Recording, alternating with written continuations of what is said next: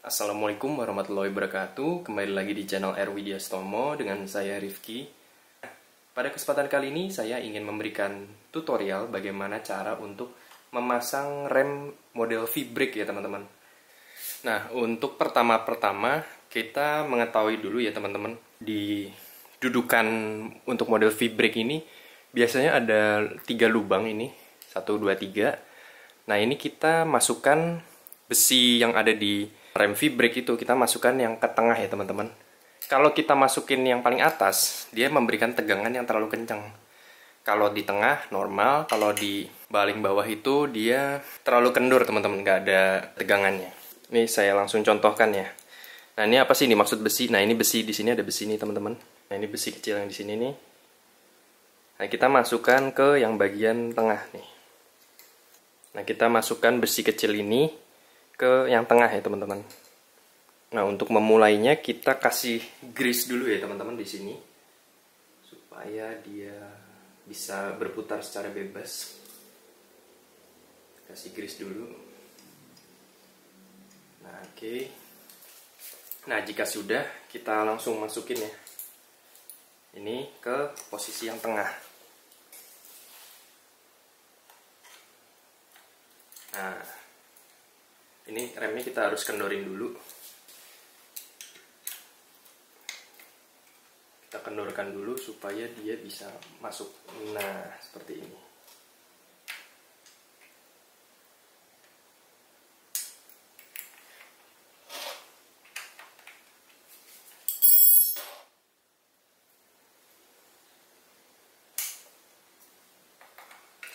Yang sebelah kiri sudah.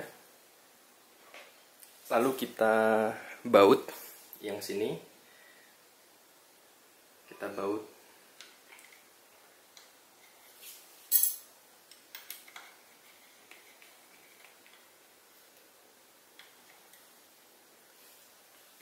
Oke, sekarang kita beralih ke yang sebelahnya.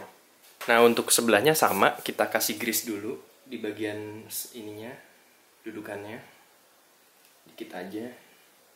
Ini dikasih grease maksudnya tuh supaya nggak karat ya teman-teman, mencegah karat sama membuat engsel si V-brake ini lebih smooth untuk bergeraknya, bergerak bebas.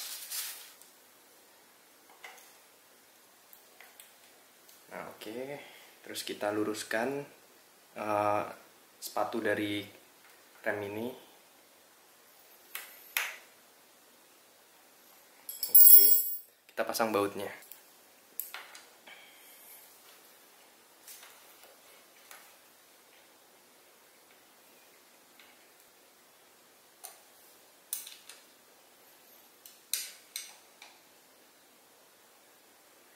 Oke, cukup.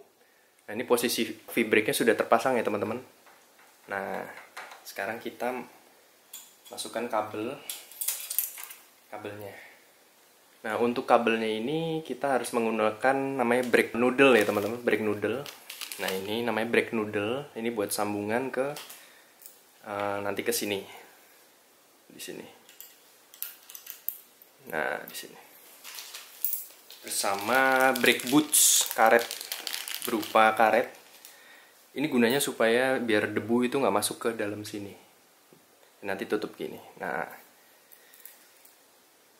ini biasanya udah ada pelumasnya, jadi kita nggak usah pakai pelumas kalau baru. Oh, malah nggak ada pelumasnya, jadi kita kasih grease dulu. Biasanya ada pelumasnya, ini nggak ada. Oke, nggak apa-apa. Oh, ada teman-teman, ada pelumasnya ternyata di sini. Jadi nggak usah kita kasih pelumas ya. Kita langsung masukkan aja kabelnya ini. Kita masukin. Bismillah.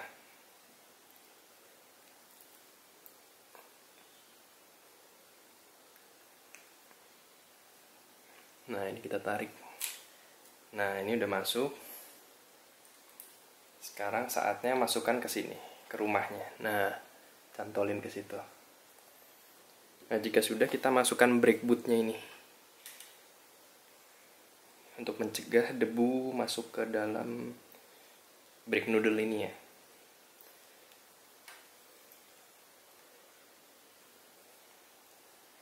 Nah, terus ini kita masukkan ke sini kabelnya. Nah, ini kan kalau mau ngencengin kita harus nahan gini ya teman-teman.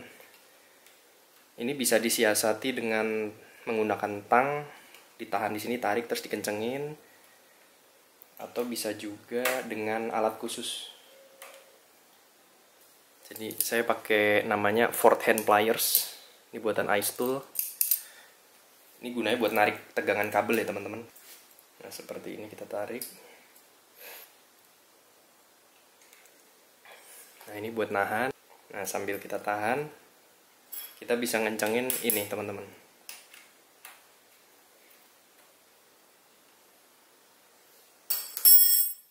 Nah untuk mendapatkan kekencangan yang bagus, kita gunakan kunci torsi ya teman-teman. Ini di angka biasanya sih 5 Nm ya.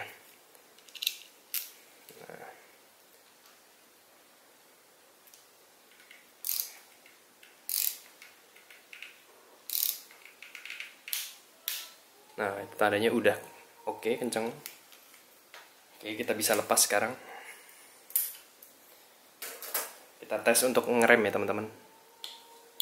Nah ini untuk ngerem masih keset, berarti kita kendorin lagi.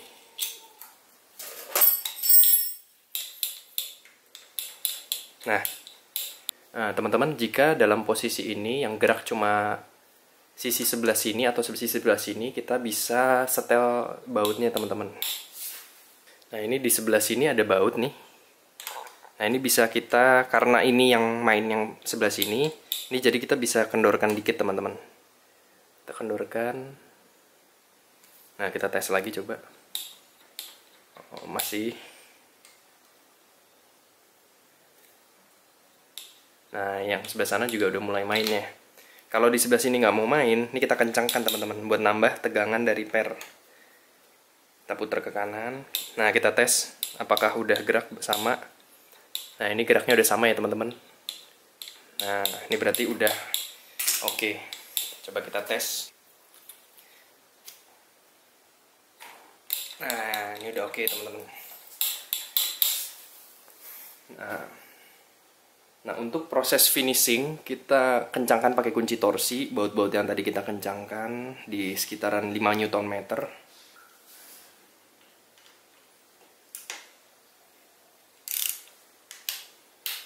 Oke, terus yang sebelah sini.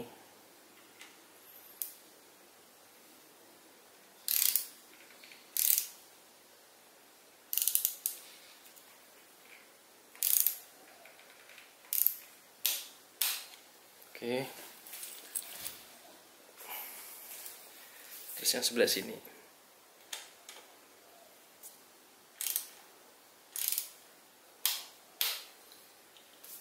Jadi teman-teman, itu cara untuk memasang rem V-brake, mudah sekali kan ya. Tapi ya ini tentu butuh kesabaran dan berlatih terus ya untuk menyetelnya. Nah, kadang saya juga ada pertanyaan nih teman-teman. Kadang kalau kita ngerem, masalahnya rem V-brake itu kadang kalau direm suka bunyi.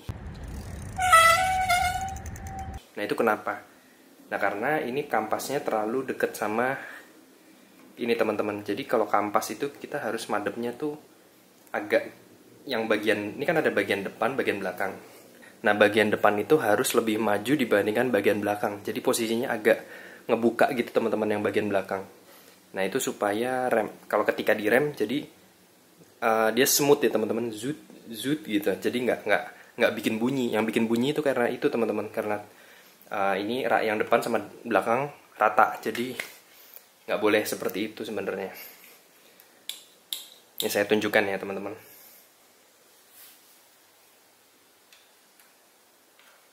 Nah ini kita kendorkan. Nah ini posisinya harus agak ngebuka gitu. Kalau teman-teman bisa lihat. Jadi yang bagian depan ini harus lebih nyentuh duluan teman-teman.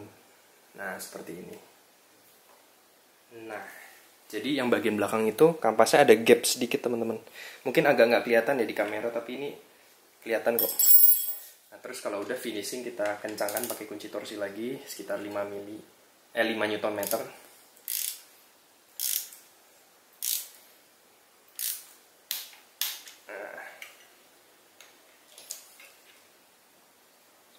Nah Nah, yang bagian depan sekarang udah. Sekarang yang bagian belakang, yang sebelah sini, yang sebelahnya maksudnya. Sama kayak tadi, yang bagian belakang itu agak ada gap sedikit. Kemudian yang bagian depan lebih duluan nyentuh. Nah,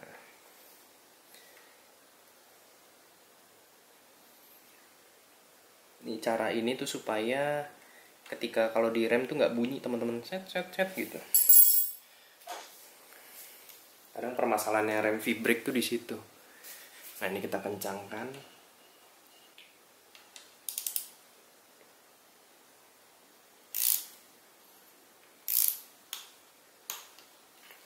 Oke. Udah selesai teman-teman. Nah, ini kalau ini biasanya terurai ya. Nah, ini kita bisa taruh di belakang sini. Nah. Oke teman-teman, jadi itu adalah cara untuk memasang dan menyetel rem V-brake ya teman-teman. Nah, jika remnya ini masih terlalu jauh, teman-teman bisa kendurkan lewat ini, setelan di sini.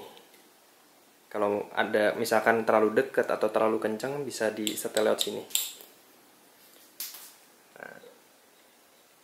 Nah, ini teman-teman yang saya maksud tadi, yang bagian depan ini harus lebih dekat ke pelek.